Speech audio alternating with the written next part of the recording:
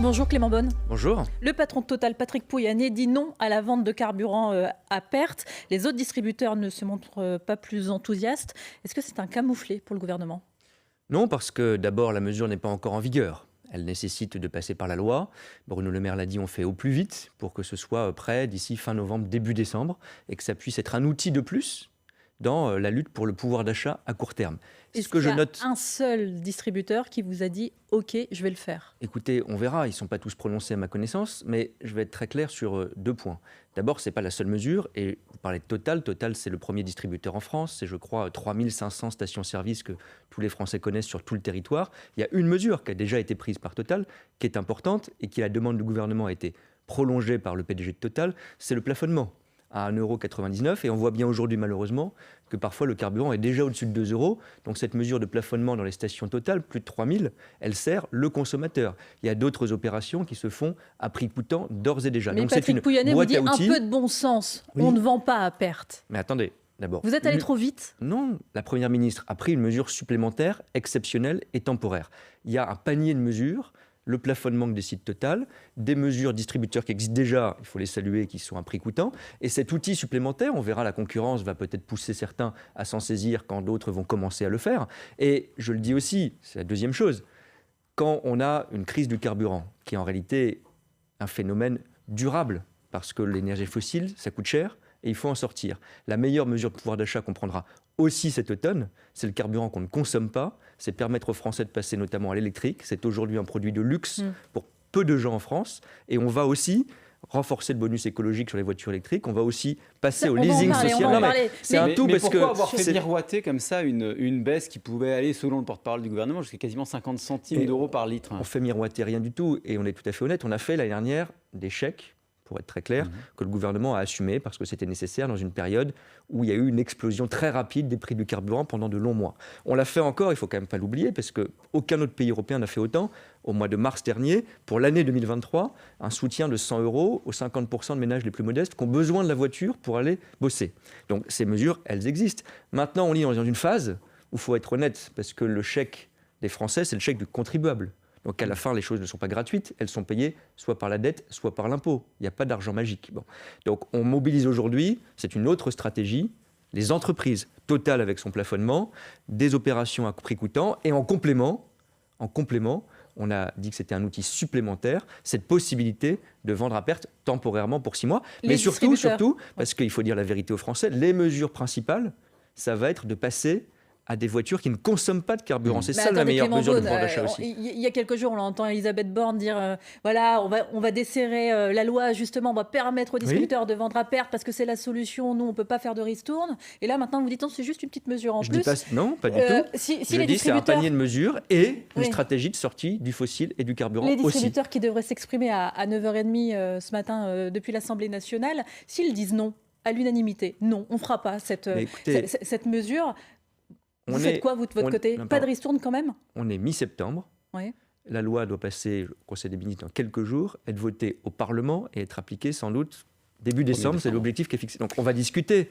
Vous avez peut-être le souvenir qu'il y a eu des sujets de pouvoir d'achat avec des discussions avec d'autres industriels, de l'agroalimentaire, de la grande distribution. Parfois c'était compliqué au début.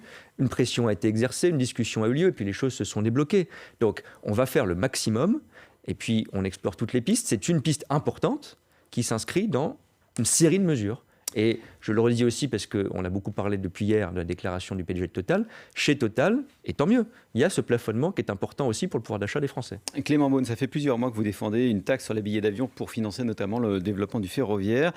C'était l'une de vos causes en faveur de l'écologie. Et pourtant, selon nos confrères des Échos, le gouvernement serait prêt à renoncer à augmenter cette taxe. Qu'en est-il ? Alors, le budget, c'est la semaine prochaine, donc il y a encore, je vous permettrai, un certain nombre de discussions et de réglages. Ce que je dis très clairement, je crois que je l'avais dit sur votre plateau, c'est que la taxe est un outil. L'objectif, c'est de financer la transition écologique. La Première ministre a annoncé hier 10 milliards d'investissements supplémentaires à partir de l'an prochain pour la transition écologique. Le premier poste, ce sont les transports. Plus d'1,5 milliard d'investissements supplémentaires, notamment dans le rail. Ça, c'est évidemment maintenu. Ce que j'ai dit aussi, et je le maintiens à 100%, c'est qu'il y aura une contribution fiscale, financière, des secteurs les plus émetteurs de gaz à effet de serre, des Mais secteurs alors, les plus polluants. Il y aura une taxe sur les billets d'avion ou pas ? Il y aura 2 types de contributions, pour être très clair. Vous me permettrez d'être un peu plus imprécis sur les modalités parce qu'il y a encore des discussions. C'est la contribution du secteur routier, autoroutier, pour être clair, et la contribution du secteur aérien, qui, in fine, c'est les compagnies et c'est le billet d'avion. Bon, mais la contribution du secteur aérien... Le secteur aérien, ça veut dire, par exemple, la taxation des aéroports ? C'est une option qu'on discute dans le cadre de la taxation sur les concessions. Donc, je le dis très clairement, l'objectif de dégager des moyens pour la transition écologique, ça, c'est maintenu évidemment. La contribution du secteur aérien pour plusieurs centaines de millions, ce sera le cas, une contribution supplémentaire. La modalité exacte, taxation billets d'avion direct ou indirect, c'est encore en discussion. Et puis, vous le savez aussi, il y a le projet de loi de finances qui est proposé au Conseil des ministres, présenté à la fin du mois, dans quelques jours, et puis il y aura une discussion parlementaire. Ça veut dire qu'il y a un certain nombre de mesures qui seront quelques jours de la présentation du projet de loi de finances, vous ne savez pas si vous taxez les billets d'avion ou alors si vous taxez les aéroports. À la fin, c'est d'ailleurs le même résultat. Je préfère être très clair pour ceux qui nous écoutent. Oui, mais c'est important d'avoir les modalités déjà pour les compagnies aériennes ou pour les aéroports pour présenter eux-mêmes. les modalités détaillées. Ce que je vous dis, c'est que la contribution du secteur aérien, c'est certain. C'est acquis, c'est acté. Sora, je préfère le dire très clairement, dès qu'il y a une petite contribution du secteur aérien, il y a forcément un impact sur les billets d'avion. Je préfère être transparent à la fin. Plus cher pour tout le monde ? Non, parce que je préserve aussi, ça je l'ai dit et redit, merci de m'en donner l'occasion, les liaisons vers les Outre-mer et vers la Corse qui sont très importantes, parce que là, c'est de la continuité territoriale et du service public essentiel. Donc on fait attention évidemment à ça. Mais oui, contribution du secteur aérien, oui, contribution du secteur autoroutier. Les modalités, ce sera dans le budget dans quelques jours. Moi, je n'ai pas l'obsession de la taxe. J'ai l'obsession de la transition écologique. Oui, mais parfois, certains ont l'obsession de la justice, et notamment sur la question des sociétés d'autoroute, avec toujours cette idée de taxer les super-profits. Ça, on y va pour les sociétés d'autoroute ? Alors, ce n'est pas une question d'ailleurs de super-profit, c'est une question de contribution financière à la transition écologique. Moi, encore une fois, je ne cherche pas à créer une taxe ou à aller ponctionner tel ou tel. Si on peut s'en passer, tant mieux. Mais une taxe, un impôt, il faut quand même le rappeler d'ailleurs, ce n'est pas un plaisir, c'est financer des politiques publiques.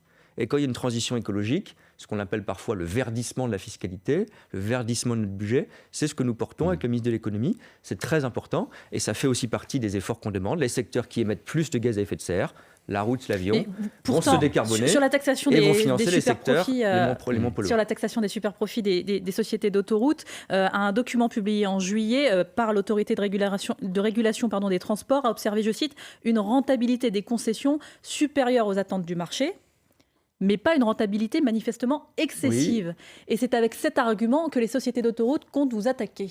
Mais qu'est-ce que vous allez répondre ? On est dans l'état de droit. Donc si, je regrette toujours quand il y a des conflits ou des contentieux. S'il doit y avoir des contentieux, on est dans l'état de droit, c'est le juge qui dira la loi et l'interprétation de la loi à la fin. Bon, on a pris un avis juridique du Conseil d'État qui est très précis.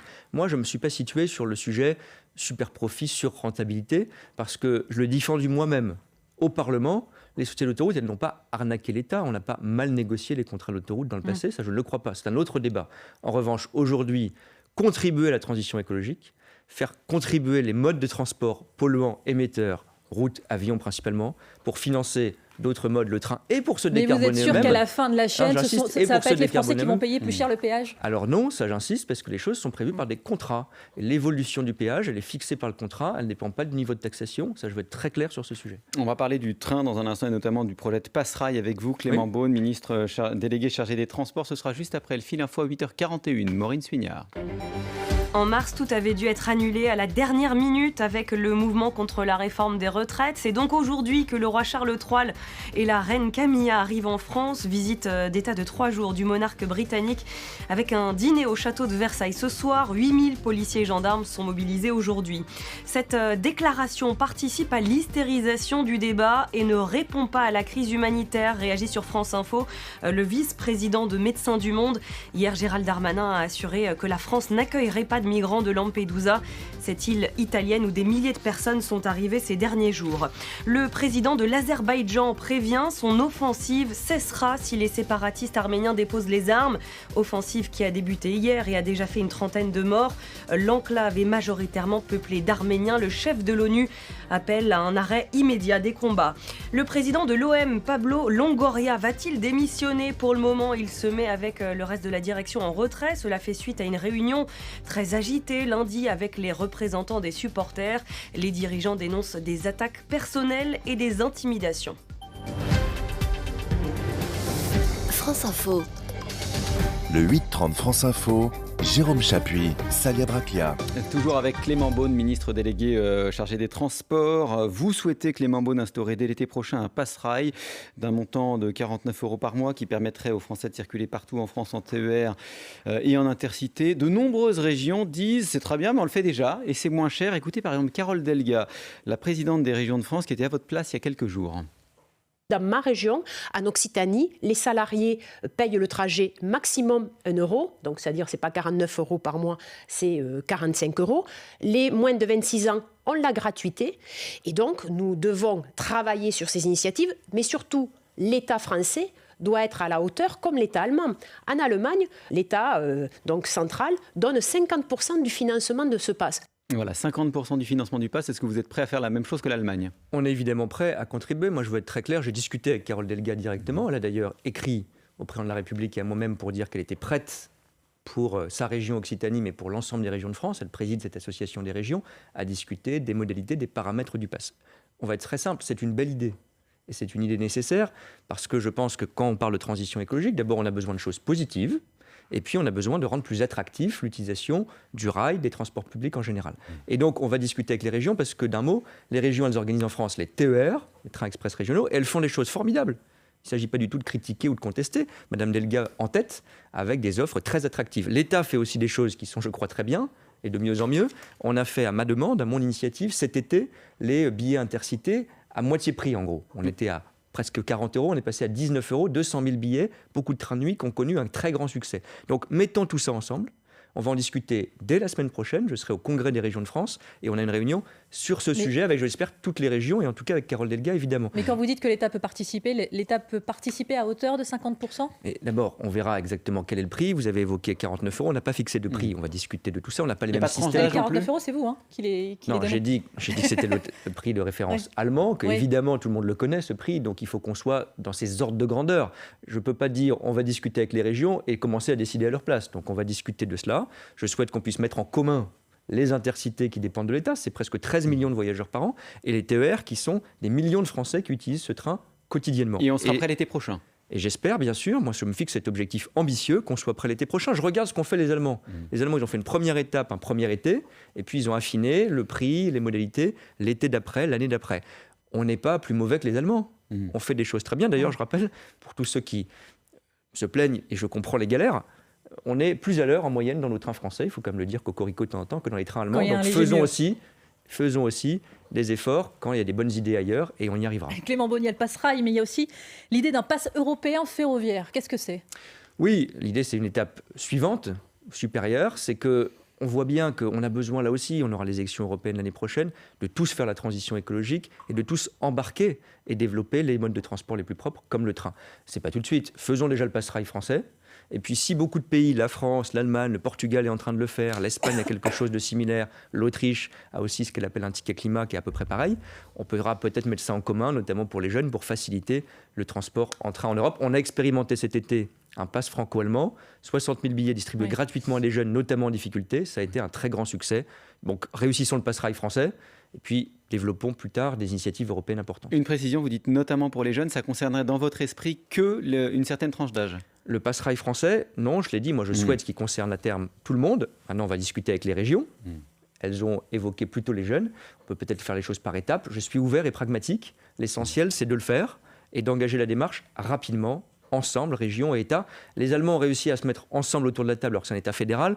On doit pouvoir y arriver en France. En parlant de coopération européenne, vous souhaitez la mise en place au niveau européen d'un tarif minimum pour les billets d'avion. Vous devez en parler avec vos homologues européens. Ce vendredi. Quel montant ce prix minimum ? Là aussi, c'est trop tôt pour le dire, il y a un pays. Ce n'est pas ce qu'a dit la France. C'est ma collègue autrichienne qui a évoqué un montant autour de 35-40 €. Bon, le sujet n'est pas encore là. Le sujet est de dire, puisqu'on parlait de transition écologique, du prix du train, du prix de l'avion, parfois certaines compagnies, pas toutes, certaines compagnies font un peu de dumping social et environnemental. Vous parlez des compagnies low cost, notamment, les Ryanair, les EasyJet. Oui, certaines. Je ne vais pas citer de marque parce qu'il y a des comportements différents entre compagnies, peu importe. Et donc elles vendent des choses qui ne correspondent pas au prix réel et au prix pour la planète, au coût environnemental qu'à leur trajet en avion. J'entends parfaitement que quand on est consommateur, qu'on fait parfois un voyage en avion dans sa vie... Ça ne va pas dans le sens du pouvoir d'achat, ce que vous dites là. Mais bien sûr, mais vous savez, on a eu ce sujet avec l'industrie textile, etc. On a dit c'est super d'acheter des produits textiles, des jeans, des pulls, des t-shirts à 5 € qui sont fabriqués en Chine. Résultat, on a perdu notre industrie et on s'est fait détruire par les autres. Je pense que si on fait vite de faire la même chose dans les autres secteurs, c'est plutôt pas mal. La planification écologique, le gouvernement prévoit que les 2/3 des voitures neuves en 2030 soient électriques. Alors les derniers chiffres sont tombés ce matin. On est sur une très forte hausse ces 3 derniers mois, 24% de hausse sur le marché de l'électrique, mais on est encore assez bas. 2030, c'est demain. Est-ce que l'objectif de 2/3 est vraiment réaliste ? Oui, je pense. On a plusieurs objectifs qui vont dans ce sens-là, parce que pour développer les voitures électriques, il faut produire en France et en Europe. On a commencé avec les batteries électriques. On sera sans doute autonome en production de batteries électriques d'ici la fin du quinquennat. C'est déployer des bornes électriques. On a beaucoup accéléré. On est devenu le 2e pays d'Europe pour le nombre de bornes sur l'espace public. On était très en retard il y a encore quelques mois. Et puis, c'est bien sûr avoir des véhicules abordables pour que les gens les achètent. C'est ce qu'on fait notamment avec le bonus écologique qu'on renforce et avec le leasing social. Vous le savez, Monsieur le Ministre, c'est la Chine qui domine le marché mondial de la voiture électrique. Aujourd'hui. Voilà, oui, une production qui dépend largement du charbon. Sauf qu'ici, en France, l'État finance le bonus écologique pour aider les Français à acheter une voiture électrique. Et donc, bien souvent, il s'agit de subventionner en fait, l'achat d'une voiture chinoise. Est-ce que ça va changer, ça ? Oui, ça va être terminé. Parce qu'il faut être très clair, le bonus écologique, aujourd'hui, on l'utilise avec l'argent du contribuable pour financer l'achat de voitures chinoises, beaucoup. La question, ce n'est pas tellement leur nationalité, c'est leur impact environnemental. Et donc, oui, nous portons, en ce moment, c'est sorti d'ailleurs aujourd'hui, une réforme du bonus écologique qui met un critère environnemental. Aujourd'hui, on prenait en compte ce que pollue le véhicule. Est-ce qu'il pollue un peu, beaucoup, pas du tout ? Et là, on va regarder son cycle de vie. Quand il vient de l'autre bout du monde, quand il est produit avec des matériaux... du charbon, des énergies polluantes, eh bien, il faut en tenir compte. Et donc, ces véhicules-là ne seront plus éligibles au bonus écologique. Mais en même temps, vous faites du protectionnisme, sans le dire. Mais on fait une défense environnementale de nos industries. Ça, on l'assume parfaitement. Il faut qu'on fasse la transition écologique en étant à la fois social et souverain. Donc, produire pas trop cher en France et en Europe. Pour qu'on ne fasse pas avec la transition écologique ce qu'on a fait avec beaucoup d'industries, la sidérurgie, etc., qu'on a détruite ces dernières années en étant ouvert sans prendre en compte ce que font les autres. Et les autres, Chine ou d'autres, ils subventionnent et ils ne font pas très attention à l'environnement. Clément Beaune, ministre délégué en charge des Transports et l'invité de France Info ce matin, on vous retrouve juste après le fil info à 8h50, Maureen Spignard. L'hiver qui arrive se présente mieux que le précédent, promet sur France Info le président du directoire de RTE. Il invite tout de même les Français à poursuivre leurs efforts de sobriété. Le gestionnaire du réseau électrique français n'écarte pas complètement le risque de coupure en cas de très grosses vagues de froid cet hiver. La contribution supplémentaire du secteur aérien, c'est certain, aura lieu, dit sur France Info Clément Beaune. Le ministre des Transports plaide depuis des mois pour une hausse de l'éco-contribution sur les billets d'avion, mesure qui ne plaît pas aux compagnies aériennes. La sortie de l'iPhone 15 en France pourrait être perturbée vendredi et samedi. Les salariés des Apple Stores sont appelés à faire grève. La direction propose 4,5% d'augmentation de salaire, mais l'intersyndicale demande 7%. Le prix d'un iPhone 15 peut représenter l'équivalent d'un salaire. La majorité des joueuses de l'équipe de foot espagnole réintègrent la sélection. Les footballeuses ont trouvé un accord avec la fédération et le gouvernement après l'affaire du baiser forcé, affaire qui a conduit à la démission du président de la fédération, Luis Rubiales. France Info. Le 8h30 France Info, Jérôme Chapuis, Salia Braclia. Toujours avec le ministre des Transports, Clément Beaune. Ça vous fait quoi de voir un homme perché sur un arbre juste devant votre ministère ? Il a entamé une grève de la faim depuis plusieurs jours maintenant. Il proteste contre le projet de l'A69, l'autoroute Toulouse-Castres. Ça me fait évidemment mal, parce que je l'ai rencontré hier, Thomas Braille. Cet homme est sincère, je respecte son combat, et il défend, plusieurs reprises d'ailleurs, l'écologie et notamment la plantation d'arbres. Maintenant, moi je suis aussi un responsable politique, j'insiste sur le mot responsable. Il y a des projets d'infrastructures, d'autoroutes, celui-ci notamment, qui ont fait l'objet de discussions. Il y a eu 500 réunions publiques, de soutien par les élus, qui ont une légitimité que je dois entendre aussi, Madame Delga dont on parlait, le président du conseil départemental du Tarn, le maire de Castres notamment, et beaucoup d'autres. Et il y a aujourd'hui beaucoup de recours. Il y a eu même encore des référés cet été qui ont été écartés par le juge, et des travaux ont débuté. Il y a 4 recours en cours et Thomas Braille, le militant écologiste, demande à ce que vous suspendiez en fait les travaux qui ont commencé le temps d'avoir le résultat des recours. Oui, mais ça veut dire tous les projets de France, dans ces cas-là, on les met à l'arrêt parce qu'il y a eu tous les recours sur ce qu'on appelle la déclaration d'utilité publique. Tous ont été jugés négativement, si je peux dire, par le juge, écartés. Il y a eu encore un référé qui a dit cet été qu'il y avait d'illégalité manifeste, évidente dans l'autorisation environnementale de ce projet. Surtout sur le plan environnemental, c'est ça qui m'intéresse.